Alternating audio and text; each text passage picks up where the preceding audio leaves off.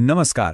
આપણે સૌ જાણીએ છીએ કે આપણા ઘરની દિવાલો પાછળ વાયરોનું એક આખું નેટવર્ક છે, બરાબર? પણ ક્યારે વિચાર્યું છે કે જો એમાં કંઈક ગડબડ થાય, કોઈ ફોલ્ટ આવે તો શું થઈ શકે? વેલ, આજે આપણે એ જ સમજવાના છીએ. ચાલો આ રસપ્રદ વિષયમાં ઊંડા ઉતરીએ. ક્યારેક એવું બન્યું છે કે ઘરમાં લાઇટો ઝબકવા માંડે અથવા કોઈ સ્વિચ પાડો પણ પંખો કે લાઇટ ચાલુ જ ન થાય? હા, આવું તો લગભગ બધા સાથે બન્યું જ હશે. અને સાચું કહું તો આપણે મોટા ભાગે આવી નાની વાત પર ધ્યાન પણ નથી આપતા, ખરું ને? પણ આ જે નાની લાગતી ઘટનાઓ છે ને, એ ખરેખર તો એક મોટી સમસ્યાનો ઇશારો હોઈ શકે છે. એવું બની શકે કે ઘરના વાયરિંગમાં જ ક્યાંક કોઈ ફોલ્ટ હોય. તો સવાલ એ છે કે આ બધું થાય છે કેમ?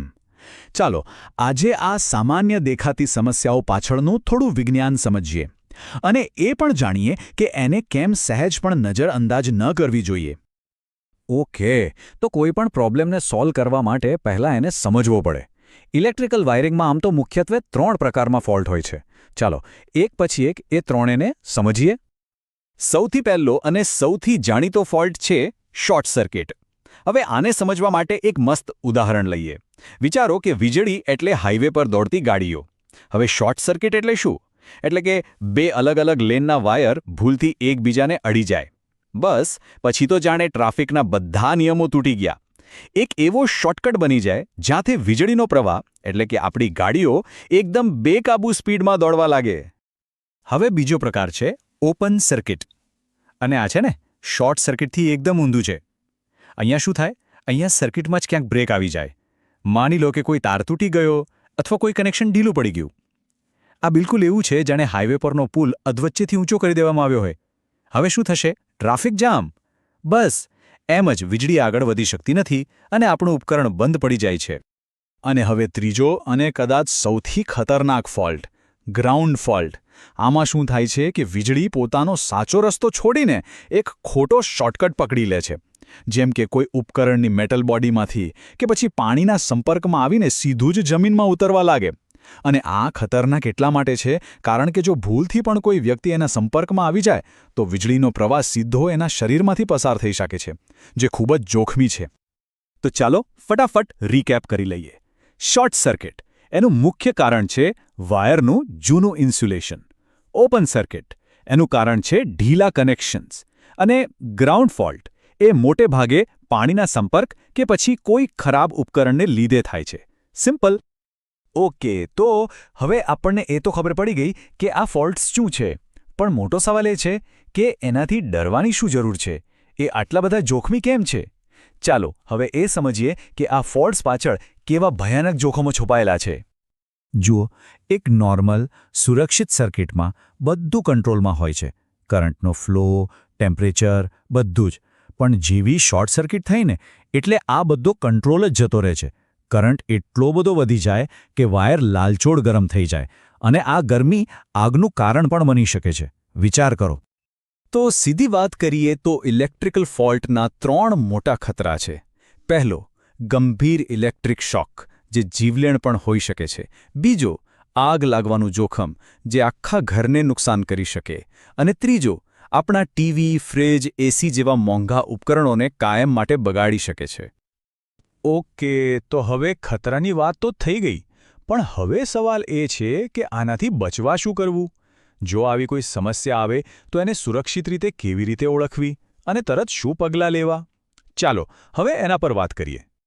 ખબર છે, આપણું ઘર પોતે જ આપણને વોર્નિંગ સિગ્નલ આપે છે. બસ આપણે એને ઓળખતા શીખવું પડે. જેમ કે ક્યાંકથી પ્લાસ્ટિક બળવાની ગંધ આવે, કોઈ સોકેટ કે સ્વિચબોર્ડ પર કાળા ડાઘ દેખાય, દિવાલોમાંથી તડતડ જેવો અવાજ આવે, અથવા તો ઘરનો બ્રેકર વારંવાર પડી જતો હોય. આ બધા જ ગંભીર સંકેતો છે. આ સંકેતોને ઓળખવા એ જ સેફ્ટી તરફનું પહેલું પગલું છે. કારણ કે કહેવાય છે ને, સુરક્ષા કોઈ અકસ્માત નથી, એ તો આપણે સમજી વિચારીને લેવાનો નિર્ણય છે.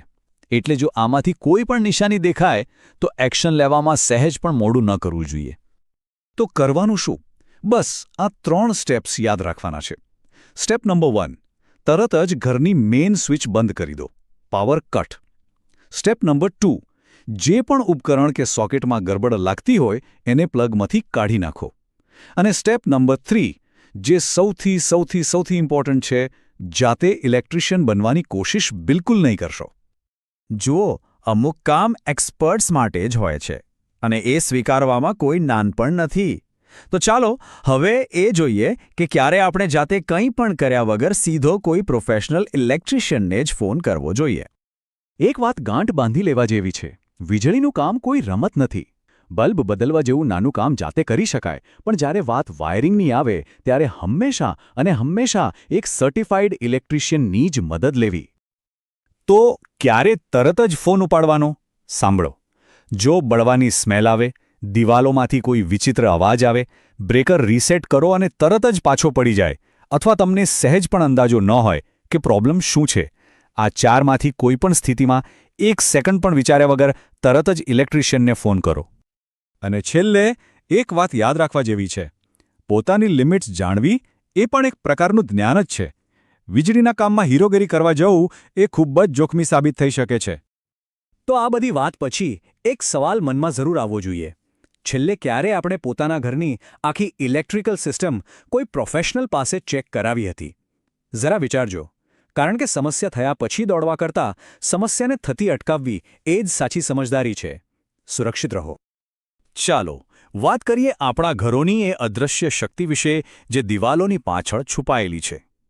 હા, ઇલેક્ટ્રિક વાયરિંગની જ વાત કરું છું. આપણે એને રોજિંદા જીવનમાં વાપરીએ તો છીએ, પણ શું આપણે ક્યારે વિચાર્યું છે કે એ કેટલું સુરક્ષિત છે? આજે આપણે આ જ અદૃશ્ય દુનિયાને સુરક્ષિત રાખવાના રસ્તાઓ શોધીશું. તો સવાલ એ છે કે આપણા ઘરનું વાયરિંગ ખરેખર કેટલું સુરક્ષિત છે? આ સવાલ દેખાવમાં ભલે સાદો લાગે, પણ એ ખૂબ જ અગત્યનો છે, કેમ કે આપણા ઘરની સલામતીનો મોટો આધાર આ જ વાયરિંગ પર ટકેલો છે. ચલો આનો જવાબ સાથે મળીને શોધીએ. આ આંકડો જુઓ, 47,700. આ કોઈ નાનો સૂનો નંબર નથી. ખરેખર તો આ અમેરિકામાં દર વર્ષે ખરાબ વાયરિંગને કારણે ઘરોમાં જે આગ લાગે છે એની સરેરાશ સંખ્યા છે. આના પરથી એક વાત તો સાવ સ્પષ્ટ છે કે વાયરિંગની સુરક્ષાને સહેજ પણ હળવાશથી લેવાની ભૂલ ન કરવી જોઈએ.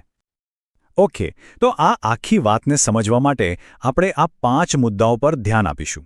સૌથી પહેલાં અદૃશ્ય જોખમ શું છે એ જાણીશું. પછી સુરક્ષાની ખાતરી કઈ રીતે થાય એ જોઈશું.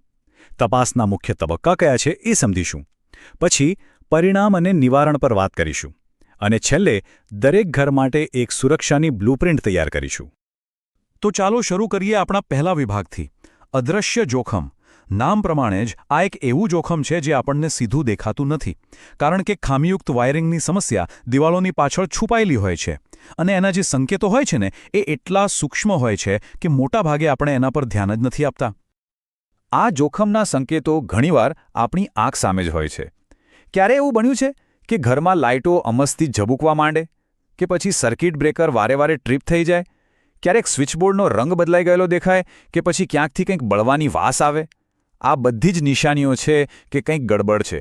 એની સામે જો પાવર એકદમ સ્થિર હોય અને સ્વિચ આઉટલેટ સાફ અને ઠંડા રહે તો સમજી લેવાનું કે સિસ્ટમ બરાબર છે. તો સવાલ એ છે કે આ જોખમથી બચવા માટે કરવું શું? બસ અહીંથી જ શરૂ થાય છે આપણો બીજો વિભાગ, સુરક્ષાની ખાતરી. અને આનો સૌથી સારો અને સીધો ઉપાય છે પ્રોફેશનલ ઇલેક્ટ્રિકલ ઇન્સ્પેક્શન. આમ સમજો ને કે આ આપણા ઘરના વાયરિંગ માટે એક હેલ્થ ચેકઅપ જેવું છે. એક જૂની પણ સાવ સાચી કહેવત છે કે ઇલાજ કરતા અટકાવો ભલો. અને જ્યારે વાત ઘરની ઇલેક્ટ્રિકલ સિસ્ટમની હોય ને ત્યારે આ કહેવત 100% લાગુ પડે છે. કારણ કે અહીંયા એક નાનકડી સાવચેતી જીવન અને મિલકત બંનેને બચાવી શકે છે.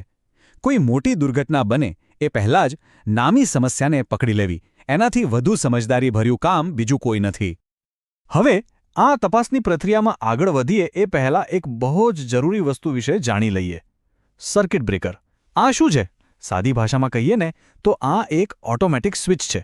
જેવું કોઈ સર્કિટ પર વધારે પડતું ભારણ આવે, એટલે કે ઓવરલોડ થાય, એટલે આ સ્વિચ તરત જ પાવર સપ્લાય કાપી નાખે છે.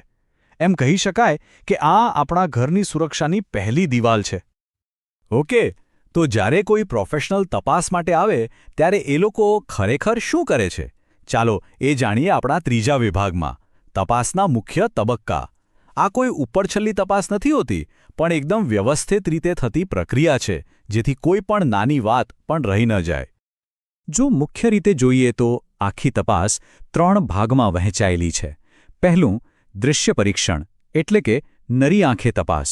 બીજું, લાઇવ ઇન્સ્ટ્રુમેન્ટ ટેસ્ટિંગ જેમાં ખાસ મશીનોથી તપાસ થાય. અને ત્રીજું, આ બધી તપાસનો એક વિગતવાર રિપોર્ટ.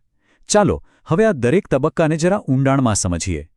તો પહેલા તબક્કામાં ઇન્સ્પેક્ટર એકદમ જાસૂસની જેમ કામ કરે છે. એમની નજર બધે જ ફરે છે. ક્યાંય વાયર તૂટેલો કે છોલાયેલો તો નથી ને? સ્વિચ કે આઉટલેટ ઢીલા તો નથી પડી ગયા? જે મેઇન ઇલેક્ટ્રિકલ પેનલ છે એમાં કોઈ ગડબડ તો નથી દેખાતી? કારણ કે મોટા ભાગે મોટી સમસ્યાઓના મૂળ આવી નાની નાની દેખાતી બાબતોમાં જ છુપાયેલા હોય છે.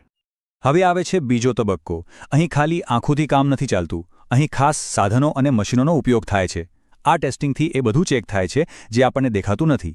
જેમ કે સર્કિટમાં કરંટ બરાબર વહે છે કે નહીં, કોઈ સર્કિટ પર એની ક્ષમતા કરતાં વધારે લોડ તો નથી ને, અને સૌથી અગત્યનું, ગ્રાઉન્ડિંગ જેવા સેફ્ટી ફીચર્સ બરાબર કામ કરી રહ્યા છે કે નહીં.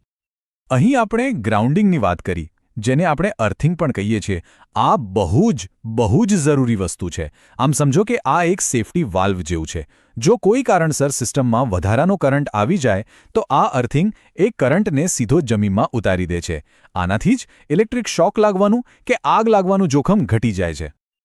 સારું, તો તપાસ તો થઈ ગઈ. હવે શું? હવે આપણે પહોંચ્યા છીએ આપણા ચોથા વિભાગમાં, પરિણામ અને નિવારણ.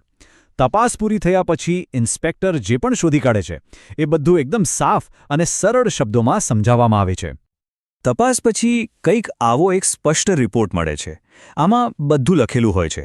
કઈ વસ્તુ બરાબર છે, ક્યાં તાત્કાલિક કામ કરાવવાની જરૂર છે અને કઈ બાબતો પર ભવિષ્યમાં ધ્યાન રાખવું પડશે. જેમ કે આ ઉદાહરણમાં જુઓ, મેઇન પેનલ તો ઓકે છે, પણ કિચનના આઉટલેટ સામે ચેતવણી લખેલી છે, જેનો મતલબ છે કે એને તરત જ બદલવાની જરૂર છે. આનાથી આપણને બધી જ સ્પષ્ટતા મળી જાય છે. તો આ બધી જ ચર્ચા પરથી આપણે શું શીખ્યા? ચાલો હવે આ બધા મુખ્ય મુદ્દાઓને ભેગા કરીને આપણી પોતાની સુરક્ષાની બ્લૂપ્રિન્ટ બનાવીએ. એવી બ્લૂપ્રિન્ટ કે જે આપણને હંમેશા યાદ રહે. જો 4 મુખ્ય વાતો યાદ રાખવાની હોય તો એ આ છે. પહેલું, વાયરિંગમાંથી મળતા કોઈપણ ચેતવણીના સંકેતને ક્યારેય નજરઅંદાજ ન કરો. બીજું, નિયમિત સમયે પ્રોફેશનલ પાસે તપાસ કરાવતા રહો. ત્રીજું, કોઈપણ રિપેરિંગ માટે હંમેશા કોઈ લાયકાતવાળા ઇલેક્ટ્રિશિયનને જ બોલાવો. અને ચોથું, આપણા ઘરમાં જે સર્કિટ બ્રેકર પેનલ છે એના વિશે થોડી જાણકારી રાખો. બસ આ 4 નિયમો ઘરને સુરક્ષિત રાખવા માટે બહુ જ મહત્વના છે. આ બધી વાત પછી હવે બસ એક જ સવાલ બાકી રહે છે કે આપણા ઘરની આગામી સુરક્ષા તપાસ ક્યારે થશે? એક વાત હંમેશા યાદ રાખજો, સુરક્ષા એ કોઈ સંયોગ નથી, પણ એક પસંદગી છે જે આપણે જાતે કરવાની હોય છે. આ વિડીયોમાં મજા આવી? જો તમને આ વિડીયો ગમ્યો હોય તો તેને લાઇક કરો અને તમારા અન્ય મિત્રો સાથે પણ શેર કરો. આવા વધુ માહિતીપ્રદ વિડીયો જોવા માટે મોતીલાલ ભોએ ચેનલને સબસ્ક્રાઇબ કરો. આ વિડીયો જોવા બદલ આભાર.